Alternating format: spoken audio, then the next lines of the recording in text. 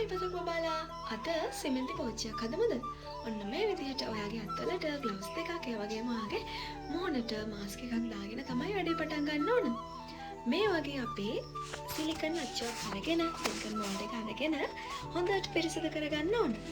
පිරිසිදු කරගත්ත අච්චුව ඔයාට පුළුවන් ටිෂු එකක් එහෙම නැත්නම් පිරිසිදු රෙදි කෑල්ලක් අරගෙන මෙන්න මේ විදිහට වතුර ටිකක් පිහදාලා අයින් කරන්න. මෙහෙම අයින් කරගත්ත අපේ සිලිකන් අච්චුව හොඳ ලෙවල් තැනක තියන්න ඕන. ඊට පස්සේ හරි ක්‍රමයට අච්චුව තියාගෙන දැන් පටන් ගමු අපි වැඩේ. මම අද පාවිච්චි කරන්නේ සුදු සිමෙන්ති. සිරෙක්ස් කියන බ්‍රෑන්ඩ් එක තමයි අද පාවිච්චි කරන්නේ. මේක පැකට් එකක් විදිහට එන්නේ රුපියල් 250ක් වගේ තමයි වෙන්නේ. චූටිම පැකට් එක. ඉතින් මේක පාවිච්චි කරලා අද අපි සිමෙන්ති පෝච්චියක් හදමු. ඔයාලට මේක හાર્ඩ්වෙයාර් වලින් ගන්න පුළුවන්. ඉතින් මෙන්න මේ විදිහට මම කරන්නේ චූටි කප් එකක් අරගෙන අපේ සිමෙන්ති ටික දාන්න කලින් වතුර ටිකක් දාගන්න ඕන. සිමෙන්ති හැඳි 3ක් තමයි මම දාගන්නේ. මම මේ පෙන්නන හැන්දෙන් සිමෙන්ති හැඳි 3ක් දාගන්නවා. ඊට පස්සේ ඒකට ගැළපෙන විදිහට මම වතුර පාවිච්චි කරනවා. මොකද ගොඩාක් දියාරුවට මේවා හදන්න නෑනේ. ඒ නිසා හොඳට උකු ගතියට අපේ මිශ්‍රණය එන්න තමයි මම මේ විදිහට කෝටු කෑල්ලක් පාවිච්චි කරලා දිය කරගන්නේ. මෙහෙම උකුවට හදාගත්තු අපේ මිශ්‍රණේ අපි බලමු අපේ සිලිකන් අච්චුවට දැම්මම කොහොමද කියලා. හොඳම දේ තමයි ඔයාලා මේ සිමෙන්ති එකට වතුර දාන්න එපා. වතුර එකට තමයි සිමෙන්ති ටික එකතු කරගන්න ඕන.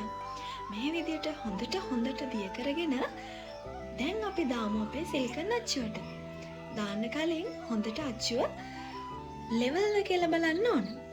නැත්තම් අපි හදන සිමෙන්ති පෝච්චිය අද වෙනවනේ.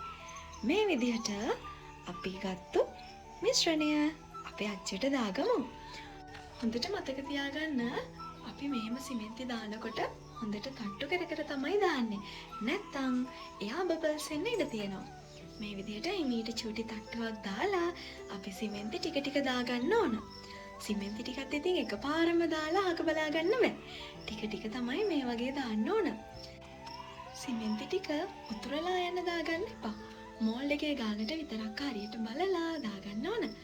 මේ විදිහට දාගෙන ඉවර වෙලා අපි උඩින් හොඳට ලස්සනට මට්ටම් කරගන්න ඕන. නැත්නම් අපේ ලස්සන ෆිනිෂින් එකක් එන්නේ නෑනේ. මේ විදිහට ලස්සනට ලෙවල් කරගෙන අපි තියනවා මේක පැය 2කමාරක්. මොකද සිමෙන්ති එක ටිකක් වෙලා යනවා. මම ඔක්කොට දාගත්ත හින්දා පැය 2කමාරක වගේ කාලයක් තියෙනවා මේක හදන්න.